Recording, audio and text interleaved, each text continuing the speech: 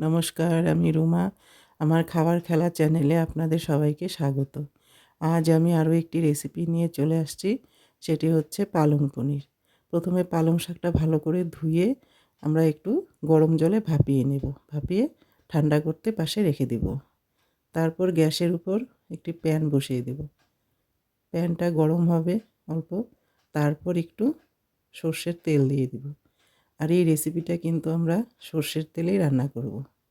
বা সর্ষের তেলটা একটু গরম হবে, আর ওদিকে আমরা সব উপকরণগুলো রেডি করে নিব।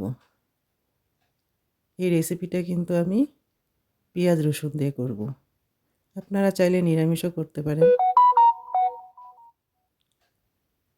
তার জন্য আমরা পেঁয়াজ কুচি করে নিব, রসুনটাকেও কুচি করে নিব, আর একটু আদা গ্রেট করে নিব। এবার তেল তো গরম হয়ে আসছে। এই গরম তেলে আমরা পনিরগুলো অল্প অল্প করে দিয়ে দেব।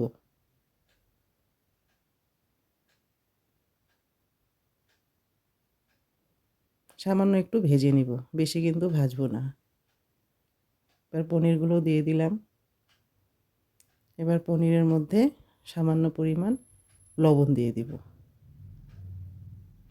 লবণ দিয়ে দিলাম।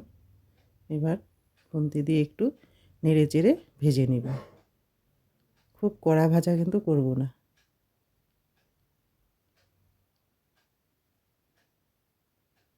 উল্টে পাল্টে ভেজে নিব। যখন পনিরটা সামান্য একটু ভাজা হয়ে যাবে, এই যে আমি উঠিয়ে নিলাম। এবার কড়াইতে আর একটু তেল দিয়ে দিব। তেলটা গরম হওয়া পর্যন্ত আমরা অপেক্ষা করব।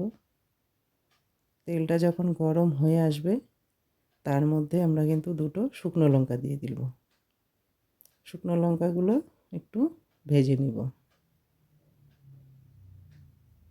শুকনো লঙ্কাগুলো যখন ভাজা ভাজা হয়ে আসবে, একটা সুন্দর গন্ধ বেরোবে, তার মধ্যে আমরা রসুন কুচিটা ফার্স্টে দিয়ে দেব। রসুনটা প্রথমে তেলে দিলেন খুব সুন্দর একটা গন্ধ বেরোয়।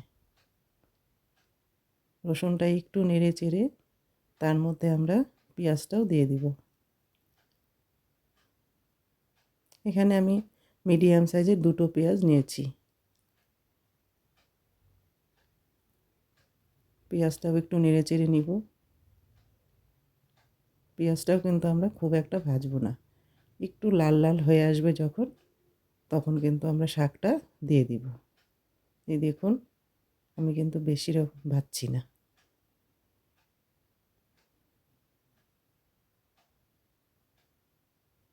ওদিকে আমরা কিন্তু পালং শাকটা একটা মিক্সির বাটিতে পেস্ট করে নিব।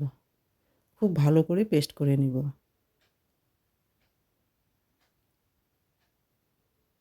আর পালং শাকটা কিন্তু ঠান্ডা হলেই পেস্ট করতে হবে। এই দেখুন, পেঁয়াজটা কিন্তু লাল লাল হয়ে আসছে। বেশি কড়া ভাজা করব না। এবার পেঁয়াজটা যখন ভাজা হয়ে যাবে, তখন কিন্তু আমরা ওই পালং শাকের পেস্টটা ঢেলে দেব। পালং শাকের পেস্টটা দিয়ে আমরা খুন্তি দিয়ে একটু নাড়াচাড়া করে দিব। পেঁয়াজটার সঙ্গে শাকটা ভালো করে মিশিয়ে দিব।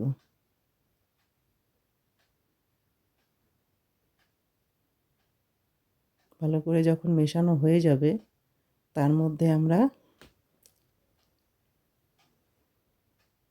একটু নুন দিয়ে দেব, সামান্য একটু হলুদ দিয়ে দেব। পালং পনিরে তো আর কোনো রকম মশলা দেওয়া যাবে না, একটু চিনিও দিয়ে দিব। আপনারা চাইলে মিষ্টি না যদি পছন্দ করেন, নাও দিতে পারেন। তবে আমি সব রেসিপিতেই সামান্য একটু মিষ্টি দিই। নুন মিষ্টির ব্যালেন্সটা খুব ভালো টেস্ট হয়। তার মধ্যে আমরা আদা কুচিটাও দিয়ে দিলাম। আপনারা চাইলে আদাটা ভাজার মধ্যেও দিতে পারেন। এবার একটু নেড়েচেড়ে মিশিয়ে দিয়ে ঢাকা দিব। ঢাকা দেওয়ার প্রয়োজন কিন্তু ছিল না। আমি এই জন্যই ঢাকা দিয়েছি, শাকটা যেহেতু নরম জলের মতো পাতলা, তাই জন্য কিন্তু শাকটা কিন্তু পুরো ওভেনের মধ্যে ছিটকে ছিটকে পড়বে। যাতে ওই ছিটকে না পড়ে যায়, তার জন্যই আমার ঢাকাটা দেওয়া। এবার পনিরটার সঙ্গে শাকটা ভালো করে মিশিয়ে দেব।